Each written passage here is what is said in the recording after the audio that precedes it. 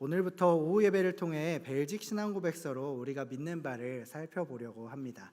혹시 들어올 때 종이를 못 받으셨으면 뒤에 헌금함 쪽에 그 유인물이 있으니까 혹시 받아주시면 감사하겠습니다.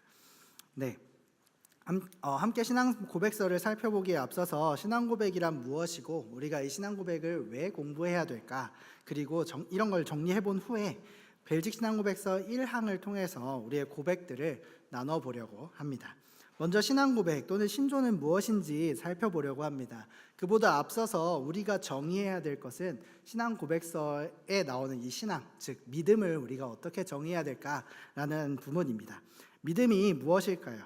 이따가 살펴볼 이 벨직 신앙 고백서에서는 로마서 10장 10절을 근거로 해서 이제 믿음을 정의하고 있는데, 그 드린 유인물 제일 위에 보시면 로마서 10장 10절 말씀이 기록되어 있습니다. 네, 그거 함께 합독해서 같이 읽어보도록 하겠습니다. 로마서 10장 10절 말씀입니다. 함께 읽겠습니다. 사람이 마음으로 믿어 의에 이르고 입으로 시인하여 구원에 이르느니라. 아멘. 이 로마서 10장 10절을 근거로 해서 마음으로 믿고 입술로 고백하는 행위를 믿음이라고 벨직 신앙 고백서는 정의를 하고 있습니다. 그런데 우리의 힘으로 이 믿고 입술로 고백하는 것을 할 수 있을까라고 생각해 보면 타락한 우리는 이것이 불가능함을 계속해서 깨달을 수밖에 없습니다. 왜냐하면 하나님께서 우리에게 이 믿음을 고백하게 하실 때 우리의 죄를 없애주셔야 되는데 우리는 이 죄가 항상 있기 때문이죠. 그래서 죄 때문에 우리는 하나님을 찾지 않고 또 하나님께 나아가는 것도 게을리하며 또는 하나님을 싫어하는 우리의 모습들을 보게 됩니다. 그렇다 보니 우리는 믿음을 우리의 입으로 고백하고 우리의 마음으로 믿는다라는 것을 우리의 힘만으로는 절대 할 수 없다는 것을 계속해서 알 수 있습니다. 하나님께서는 그래서 방법을 주셨는데 성령 하나님을 우리에게 보내주셔서 우리의 마음을 열어주셨습니다. 그리고 그렇게 역사하십니다. 실제로 이 예가 사도행전 16장 14절에 나오는 자색 옷감 장사였던 루디아의 예입니다. 성령 하나님께서는 루디아의 마음을 열어서 바울의 말을 따르게 하셨다라고 고백하고 있기 때문입니다. 그러면 믿음은 성령 하나님께서 역사하셔서 주신다라고 했는데 구체적으로 어떻게 해주실까요? 성령 하나님께 사도 바울은 이 로마서 10장 17절에서 그리스도의 말씀을 들을 때, 이 복음을 들을 때 이 믿음이 생긴다라고 말씀합니다. 우리가 가장 잘 아는 신앙 고백이 무엇일까요? 바로 매주 하는 사도신경입니다. 오늘도 우리가 1부와 2부 예배 때 사도신경을 고백했었죠. 그런데 그 사도신경을 믿음이 없으면 고백하지 못할까요? 아닙니다. 그냥 보고 읽어도 되고요, 외워도 됩니다. 그렇게 해서 계속해서 우리는 입술로 고백은 할 수 있습니다. 하지만 여기서 문제가 생기는 게 믿음이 없는 신앙 고백이 의미가 있을까라고 하는 문제입니다. 형식적인 껍데기와 같고 또 사랑한다고 고백하는 것, 즉 우리가 우리 아내 또는 여자친구 또는 남자친구 또는 우리가 사랑하는 사람에게 고백을 할 때 사랑하지 않는 사람에게 사랑해라고 고백하는 건 무슨 의미가 있을까요? 전혀 의미가 없을 것입니다. 마치 형식적인 껍데기와 같은 그런 상황들이 펼쳐집니다.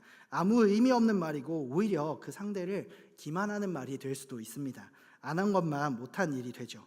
결국 마음으로 믿는 것이 선행되어야, 사랑이 선행되어야 그 믿음의 고백이 의미가 있는 것입니다. 입술로 고백하는 것이 가능한 것입니다. 그러면 우리는 어떻게 마음으로 믿고 입술로 고백할 수 있을까요? 하이델베르크 요리문답은 여기에 대해서 시원한 대답을 해줍니다. 요리문답 21문은 이렇게 이야기합니다. 제가 문을 읽으면 여러분께서 그 종이에 있는 답을 읽어주시면 감사하겠습니다. 하이델베르크 요리문답 21문입니다. 참된 믿음이란 무엇입니까?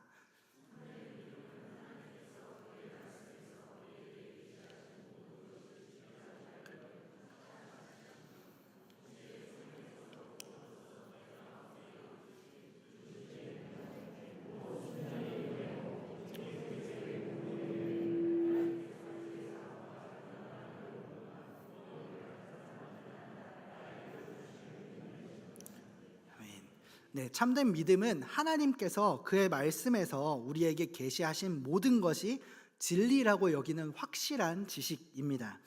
성경이 말하는 모든 것, 하나님이 계시고 우리를 사랑하셔서 예수님을 보내셨고 십자가에서 우리의 죄를 위해 죽으시고 다시 살아나셨다는 것을 포함한 모든 것을 진리로 믿어야 합니다. 이런 확실한 지식과 함께 굳은 신뢰도 있어야 합니다. 굳은 신뢰는 확실한 지식을 진리로 받아들이는 것입니다. 이 신뢰는 확실한 지식을 바탕으로 성령 하나님께서 일으키시는 것이기 때문에 이것은 순전히 은혜로만 받을 수 있습니다. 그러나 이 지식과 신뢰는 일방적으로 주시는 게 아닙니다. 일방적인 게 아닙니다. 개인적이고 인격적인 관계를 포함하면서 하나님과 나 사이의 관계를 가지고 있습니다. 하나님께서는 이 관계를 세우실 때 그냥 세우시지 않았습니다. 예수님께서 십자가에서 죽으시고 다시 살아나셔서 우리가 하나님의 자녀가 되게 하시고 하나님께서 우리에게 아버지가 되시는 그 관계를 맺어 주셨습니다.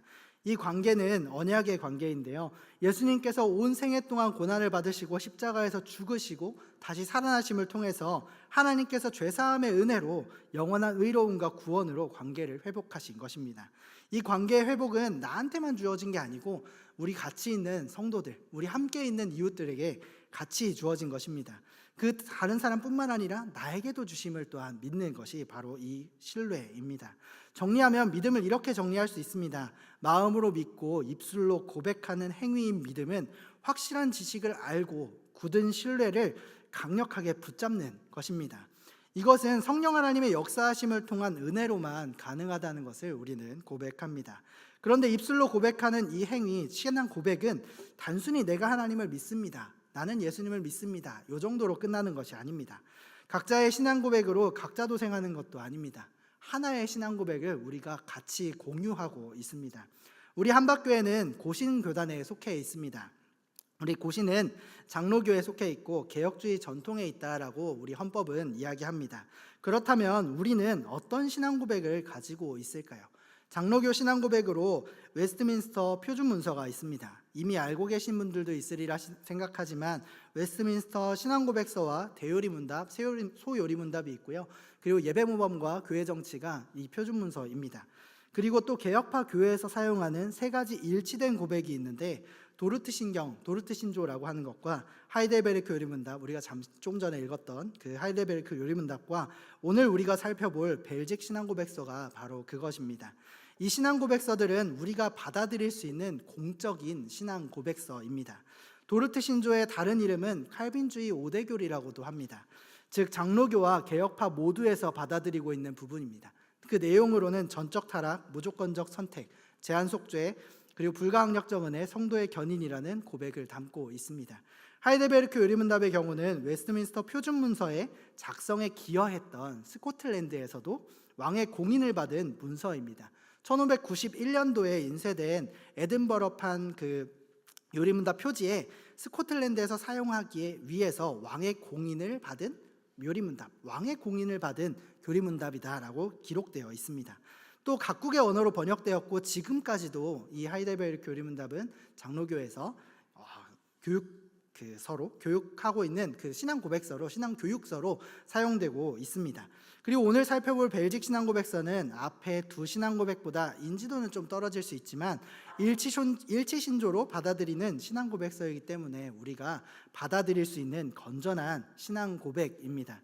그러면 우리는 왜 신앙 고백서, 다른 말로는 교리를 공부해야 할까요?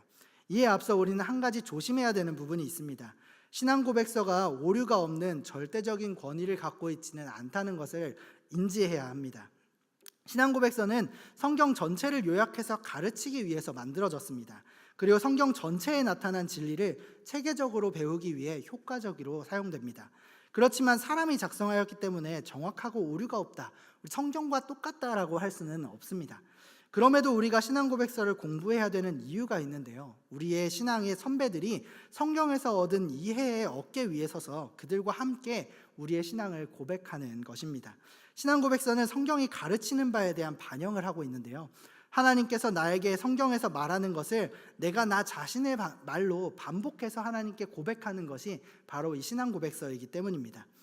우리 모두가 함께 이 신앙 고백으로 하는 그 고백이 무엇이냐? 삼위일체 하나님을 우리는 고백합니다. 그리고 하나님께서 우리에게 베푸신 그 큰 일을 함께 고백하죠. 만약 신앙 고백서가 요약이지만 성경의 내용을 그대로 고백하면 그 고백은 성경의 권위에 힘입어서 2차적인 권위는 가지고 있을 수 있게 됩니다. 예수님께서 우리에게 주신 지상 명령이 무엇입니까? 예수님께서 분부한 그 모든 것을 가르쳐 지키게 하는 것입니다. 성경 각권을 설명하고 개관하고 여러 가지 방편을 통해서 가르치면 이 성경 전체를 배울 수 있지만 오랜 시간이 걸릴 것입니다. 그리고 부분적인 내용들을 배우게 되고 전체 성경이 가르치는 내용들을 정리해서 배우는 것은 또다시 해야 될 수도 있습니다. 그래서 예수님께서 분부한 모든 것, 성경의 모든 것을 체계적이고 잘 요약해주는 이 신앙고백서는 우리가 배우기에 굉장히 효과적인 것으로 우리는 받아들일 수 있습니다. 여러분, 우리 주변에 요즘에 참 이단이 많습니다. 우리 주변에 신천지도 있고요, 여호와의 증인도 있습니다. 그리고 하나님의 교회도 우리 길 가다가 심심치 않게 볼 수 있는 것이 그것들을 포함한 이단들입니다. 그런데 이런 이단들도 성경을 가지고 옵니다. 성경을 영적인 해석과 또 비유라는 표현 등으로 그들의 입맛대로 사용해서 표현합니다. 그리고 교주를 신격화하죠. 이런 이단들에 대항하여 우리는 어떻게 준비할 수 있을까요? 참 안타깝게도 이단에 간 사람 중에 성경에 대해서 이렇게 풀어주는 사람이 없었다. 야, 너네 진짜 성경을 잘 풀어서 우리에게 알려준다 라고 말을 하는 사람들도 있습니다. 참 안타깝죠. 그리고 또 성경을 이렇게 체계적으로 가르쳐주는 사람이 없었다, 가르쳐주는 사람이 없었다라고 말하는 경우도 있습니다. 그러나 그들의 체계는 교주를 신격화하고 잘못된 교리를 옹호하기 위해 만들어진 교리들입니다. 이런 이단에 빠지지 않기 위해서, 그리고 이단에 대항하기 위해서 우리는 신앙고백서를 공부해야 합니다. 이단에 대항하는 가장 좋은 방법은 바로 정통을 공부하는 것입니다. 위조 지폐의 종류는 엄청나게 많죠. 계속해서 다른 방법으로 위조 지폐를 찍어내서 부정한 이익을 얻으려고 하는 사람들이 있기 때문입니다. 이런 위조 지폐를 감별하기 위해서 매번 새로운 위조 지폐를 공부해야 한다면 어쩌면 손으로 뚜개난 구멍을 막으려는 것과 같지 않을까요? 그러나 국내 최초로 외화위패 감별 자격증을 따낸 우리은행 신도섭 부부장은 이 위조 지폐를 감별하기 위해서 진짜를 제대로 알아야 된다라고 말을 합니다. 진짜를 제대로 알면 진짜가 아닌 가짜들은 진짜랑 다르기 때문에 더 볼 것도 없기 때문입니다. 이처럼 이단에 대항하려면 우리가 믿는 바를 정확히 알고 확실한 지식 위에 굳은 신뢰로 공고히 해야 합니다. 저는 이 일에 가장 탁월하게 사용된다고 생각하는 그 방편이 신앙고백서를 공부하는 것이라고 생각합니다. 신앙고백서는 이단을 분별할 뿐만 아니라 신앙을 가르치는 것을 돕는 데 탁월합니다. 예전에 제가 군대에 입대했을 때 육군 훈련소에서 참 안타까운 부분들이 있었습니다. 훈련소 교회에서는 교리 공부나 성경 공부가 없었습니다. 그저 일주일에 한 번 예배드리고 또 수요일날 예배드리고 하는 게 다였습니다. 그런데 그나마 있던 과정이었던 이 세례교육도 한 주에 2시간 정도만 들으면 그냥 끝이었습니다. 그 한 주 딱 한 번에 2시간, 총 시간이 2시간인 거죠. 그런데 천주교에서는 매주 수요일마다 그들의 교리를 가르치고 장병들에게 그들의 신앙을 교육하고 있었습니다. 물론 인원수의 차이도 있었을 것입니다. 하지만 그 과정을 겪은 장병들은 천주교 교리에 대해서 알고 가는 경우가 많았습니다. 그리고 교회에서는 기독교 신앙을 배울 수 있는 방편이 예배와 설교밖에 없지만 훈련소에서는 그마저도 제가 느끼기에는 좀 죄송하지만 부족하다고 느꼈었습니다. 물론 제가 있던 때를 기준으로 하기 때문에 지금은 어떤지는 잘 모르겠지만 그때 당시에는 좀 그랬습니다. 이 일을 겪으면서 저는 생각을 확장해서 이단과 정통교회에서 교리를 가르치는 시간과 범위에 대해서도 생각을 해봅니다. 그들은 많은 시간과 정성을 할애해서 자신들이 믿는 바를 가르칩니다. 하지만 우리는 그 절대적인 시간을 따라가기가 쉽지 않습니다. 그러나 우리는 교회에서 이렇게 가르쳐 준 적이 없다는 말을 이단에 가서 하지는 못할 것입니다. 아니, 신앙고백서만 잘 공부해도 사실 이단에 빠질 일은 없을 것이라고 저는 확신하기 때문입니다. 신앙고백서를 통해서 신앙을 배울 때 우리에게 가장 큰 장점은 믿음의 일치를 이룬다는 것입니다. 우리가 무엇을 믿는지, 내가 믿는 것이 하나님인지 알라인지, 유대교에서 말하는 하나님인지 이만희인지 헷갈리지 않을 것입니다. 우리는 삼위일체 하나님을 믿습니다. 이 고백도 옛날 아타나시우스 신경이라는 고백에서 고백하는 내용입니다. 그리고 이 신앙의 고백 끝에 이렇게 기록되어 있습니다. 이것이 교회의 참 신앙이며 이를 신실하게 믿지 않는 자는 구원을 얻지 못하는 것이다 라고 말이죠. 어떻게 이런 표현을 사용할 수 있을까요? 성경이 말하는 하나님이 삼위일체 하나님이기 때문입니다. 그래서 어쩌면 광호해 보일 수 있는 구원이 없다라는 말을 감히 쓸 수 있었을 것입니다. 그리고 우리는 이 신앙 고백으로 우리의 신앙이 하나 되었다는 것을 명확하게 알게 됩니다. 가까운 예로는 사도신경이 있죠. 사도신경도 우리의 신앙을 고백하는 것입니다. 우리가 매주 고백하는데 이 고백을 하면서 우리가 함께 신앙 고백 안에, 이 한 신앙 고백 안에 있다는 것을 우리의 옆 사람들과 우리 함께 이 한박교회의 성도들과 같이 고백함으로 같은 신앙 고백 안에 있다는 것을 매주 확인하게 되는 것입니다. 그래서 벨직 신앙 고백서에서도 이러한 목적을 가지고 작성이 되었는데 초판 표지에 이런 글이 적혀 있습니다. 여러분께서 받으신 그 유인물에 초판 표지를 실어 놓았습니다. 저지대 네덜란드에 사는 신자들이 우리 주 예수 그리스도의 복음의 순전함을 따라 살기 원하여 일치된 의견으로 만든 이라고 말이죠. 이 벨직 신앙 고백서는 귀도 드 브레라는 목사님이 작성했습니다. 이 목사님은 원래 독실한 가톨릭 가정에서 자랐는데요, 부모님께 그 가톨릭의 공부를, 신앙에 대한 교육을 철저히 받았었습니다. 그런데 23살이 되던 해에 2명의 개신교 목사와 그들의 아내들 총 4명의 사람이 귀도드브레가 사는 그 동네로 왔습니다. 그곳에 잠시 머물던 중에 가톨릭 신자들에게 잡혔고요, 화형을 당하게 되었습니다. 한 목사가 화형을 당하는 동안 프란체스코의 수도사는 군중들에게 이 사람이 귀신 들렸다라고 말합니다. 거기에 대해서 이 목사님은 자기 발에 불이 붙고 있는 그때에 시편 6편 5절의 말씀으로 응수합니다. 이 사건은 개신교 신앙을 들었던 귀도드브레에게 굉장히 큰 충격을 받게 되었습니다. 왜냐하면 올바른 신앙이 가톨릭과 결별한 대가가 자기 생명이라면 개신교 신앙을 위해서 자기 생명을 불태울 만한 가치가 있는지에 대해서 생각하게 된 것입니다. 그 결과 지하에서 신앙을 지키던 개신교도들은 수면 위로 올라왔습니다. 후에 벨직 신앙고백서를 작성하게 되었고요. 그리고 귀도드브레는 벨직 신앙고백서를 작성해서 우리가 믿는 신앙이 성경과 다르지 않다라는 것을 증명하려고 했습니다. 그래서 도르니크에 있는 총독대리의 집에 이 신앙고백서를 작성해서 던졌고요. 그걸 가지고 그 총독대리는 왕에게 갑니다. 그렇지만 그 왕은 이 신앙을 받아들이지 않았고, 그리고 귀도드브레는 그 신앙 때문에 결국 순교하게 됩니다. 사랑하는 성도 여러분, 교리는 머리만 크게 하는 게 아니라 삶의 표준이 되어 삶을 변화시킵니다. 이 신앙 고백은 생명을 걸어도 될 만한 가치를 가지고 있습니다. 귀도드브레뿐만 아니라 우리 신앙의 선배들은 바른 신앙을 지키기 위해서 목숨도 불사했습니다. 단순히 지식적인 측면만 있다면 이런 결과가 나타날 수 있었을까요? 그렇지 않을 것입니다. 우리 고신교회는 자랑스러운 역사를 가지고 있습니다. 신앙을 지키기 위해 순교했던 순교의 역사가 있습니다. 하지만 이 순교의 역사는 역사로 남고 우리와 상관없는 일이 되는 것은 피해야 하지 않을까요? 이 기회를 통해서 우리가 이미 알고 있던 내용을 체계적으로 정리하고, 혹시 잊고 있었다면 다시 배우고 정리해서 바른 신앙에 서서 우리 신앙의 선배들이 걸었던 그 길을 우리도 함께 걸어야 할 것입니다.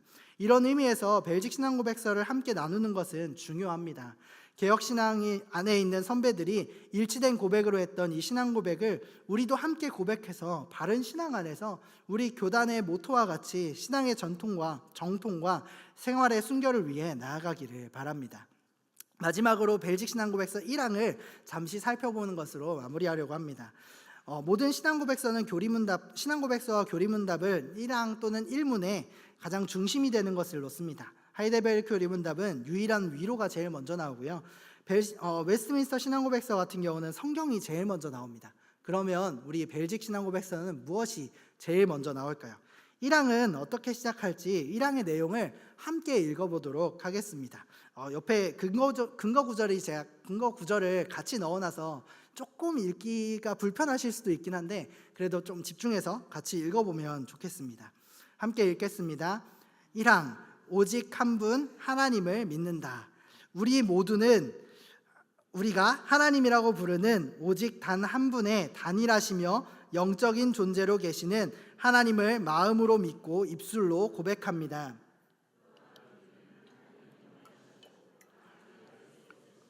보이지 않으시고 변하지 않으시며 무한하시고 전능하시며 완전히 지혜로우시고 공의로우시며 선하시고 모든 선이 흘러나오는 원천이심을 믿습니다. 아멘. 네, 이 신앙고백서의 옆에 있는 성경 구절들은 이 문구마다에 해당하는 근거 구절들이 있습니다. 그 근거 구절들이 기록되어 있으니 지금 다 살펴보기 시간 관계상 어렵기 때문에 집에 돌아가셔서 혹시 이렇게 같이 비교해서 보시면 조금 더 큰 유익이 있으실 것입니다. 벨직 신앙고백서 1항은 신자는 오직 한 분 하나님이 계시다는 것을 마음으로 믿고 입술로 고백한다라고 선언합니다. 그리스도인은 유일신 하나님을 믿는 자들입니다. 신자의 신앙은 하나님에 대해 무엇을 믿는지와 긴밀하게 연결되어 있습니다. 웨스트민스터 소요리문답 3문답은 성경이 요긴하게 교훈하는 바를 인간이 하나님에 대하여 믿어야 하는 것이 무엇이고 하나님께서 인간에게 요구하시는 의무가 무엇인지를 가르친다라고 말합니다. 말하자면 성경은 믿음과 행함의 책이라고 할 수 있습니다. 우리가 하나님께서 요구하시는 그 의무를 수행하려면 먼저 하나님을 올바로 믿어야 합니다. 하나님께서 누구신지 바르게 알지 못하면 하나님께 올바르게 행할 수 없습니다. 하나님께서 원하시는 것조차 알지 못하기 때문입니다. 하나님은 어떤 분이시냐? 견고한 망대와 같은 분이십니다. 오늘 본문 잠언 18장 10절의 말씀이 그렇게 말씀합니다. 여호와의 이름은 견고한 망대라. 의인은 그리로 달려가서 안전함을 얻느니라. 견고한 망대는 피곤하고 지칠 때 쉴 수 있는 안식처가 됩니다. 요새는 적들의 공격을 피할 수 있는 안식처가 되죠. 이 견고한 망대가 의인의 피난처가 되고 안전한 안식처가 되는 것이 그 이유가 바로 이 망대가 여호와의 이름이기 때문입니다. 이름은 하나님의 속성, 다른 말로는 하나님의 인격을 말할 뿐만 아니라 언약의 하나님을 상징합니다. 여호와는 자기 백성과 언약을 맺으신 하나님을 대표로 하는 이름이기 때문입니다. 벨직 신앙고백서는 하나님의 속성을 이렇게 묘사합니다. 우리 모두는 우리가 하나님이라고 부르는 오직 단 한 분의 단일하시며 영적인 존재로 계시는 하나님을 마음으로 믿고 입술로 고백합니다. 또한 우리는 하나님이 영원하시고 다 이해될 수 없으시며 보이지 않으시고 변하지 않으시며 무한하시고 전능하시며 완전히 지혜로우시고 공의로우시며 선하시고 모든 선이 흘러나오는 원천이심을 믿습니다. 우리가 신앙고백서를 공부하는 이유는 하나님에 대한 교리적인 지식, 머리만 크려고 하는 것이 아닙니다. 교리적인 지식도 중요하지만 더 중요한 것은 하나님에 대한 교리적 지식이 나랑 무슨 상관이 있는가 하는 부분이죠. 하나님은 영원하시고 전능하시고 선하시고 모든 선이 흘러나오는 원천이라는 것이 오직 우리가 믿는 그 한 분 하나님이 견고한 요새가 되신다는 사실을 말해줍니다. 그 요새가 되시는 분이 변하지 않으시기 때문에, 지혜가 충만하시기 때문에, 완전하시기 때문에, 전능하시기 때문에 우리가 피할 곳이 되신다는 것입니다. 신자는 이것을 믿고 고백해야 합니다. 벨직 신앙고백서 1항은 하나님을 단일하시고 영적인 존재로 영원하시다라고 말합니다. 사람과는 전적으로 다르다는 것이죠. 사람은 시작과 끝이 있지만 하나님은 시작도 없으시고 끝도 없으십니다. 하나님은 영원하시고 무한하십니다. 이게 끝이 아닙니다. 벨직 신앙고백서 1항은 하나님이 변하지 않으시고 전능하시고 지혜롭고 공의롭고 선하시다라고 말합니다. 인간과 전적으로 다른 분입니다. 그런데 인간의 가장 큰 문제가 무엇인지 혹시 아십니까? 인간의 가장 큰 문제는 자기가 인간인 줄 모르는 것입니다. 죄인의 가장 큰 문제는 자기가 죄인인 줄 모르는 것이죠. 내가 죄인이 아니라 의인이고 내가 인간이 아니라 하나님과 같은 사람이다라고 생각하는 것입니다. 최초의 인류인 아담에게 죄가 어떻게 발생했느냐? 아담이 피조물의 지위를 떠나 하나님과 같이 되고 싶었기 때문에 죄가 들어오게 되었습니다. 사람은 자신이 변하지 않고 능력이 많으며 지혜롭다고 생각합니다. 누구나 자신이 공의롭고 선하다라고 생각합니다. 절대적으로 선하진 않더라도 적어도 저 사람보다는 내가 선하다라고 생각을 하는 것이죠. 그래서 다른 사람의 재판관이 되려고 합니다. 사람이 그렇게 지혜롭고 선하다면 이 세상의 악과 죄는 없어져야겠죠. 하지만 그렇지 않은 것을 보게 됩니다. 이 세상에 있는 죄와 악의 사건들은 하나님의 무능력함이 아니라 인간이 악하다라는 것을, 인간이 사람이라는 것을 증명하는 것입니다. 인간은 지혜롭지 않습니다. 인간은 공의와도 거리가 멀고 당연히 선하지 않습니다. 그래서 여호와 하나님의 이름이 견고한 망대가 되는 이유가 됩니다. 그분은 사람과 달리 전적으로 지혜로우시고 공의로우시고 선하시고 모든 선이 하나님께로부터 나오기 때문입니다. 아담과 하와가 인류에게 죄와 사망으로 전가되는 그 치명적인 범죄를 저질렀지만 하나님께서는 지혜롭고 선하셔서 그들을 구원할 계획을 세우셨습니다. 아브라함이 어리석어서 수시로 실수를 저질렀지만 그때마다 하나님께서는 선하신 방법으로 아브라함을 이끄셨습니다. 그리고 돌보셨습니다. 이런 이야기는 구약과 신약에 가득합니다. 이것을 한 구절로 요약하면 로마서 8장 28절로 요약할 수 있습니다. 제가 읽겠습니다. 우리가 알거니와 하나님을 사랑하는 자 곧 그의 뜻대로 부르심을 입은 자들에게는 모든 것이 합력하여 선을 이루느니라. 아멘. 모든 것이 합력하여 선을 이루게 하시는 그 하나님의 선하심을 믿고 견고한 망대를 피난처와 안식처로 삼기를 바랍니다. 말씀을 맺겠습니다. 신앙고백서를 배우고 함께 고백하는 것은 매우 중요한 일입니다. 진리를 효과적으로 알게 되고 성경 전체의 내용을 배울 수 있으며 이단의 공격에 방어할 수 있습니다. 이 신앙은 우리의 목숨을 바칠 수 있을 정도의 가치가 있는 신앙입니다. 왜냐하면 이 신앙 안에 생명이 있기 때문입니다. 앞으로 계속해서 이 벨직 신앙고백서를 배우게 될 것입니다. 하나님에 대해서 올바르게 알고 하나님의 뜻에 온전히 순종하는 우리 모두가 되기를 바랍니다. 세상 그 어떤 것도 우리의 피난처가 될 수 없고 안식을 줄 수 없지만 우리의 견고한 망대이신 여호와께서 우리의 피난처와 안식이 되어 주십니다. 변하지 않고 전능하시며 완전히 지혜로우신 그분께 우리의 인생을 맡기면서 피하는 모두가 되기를 축복합니다.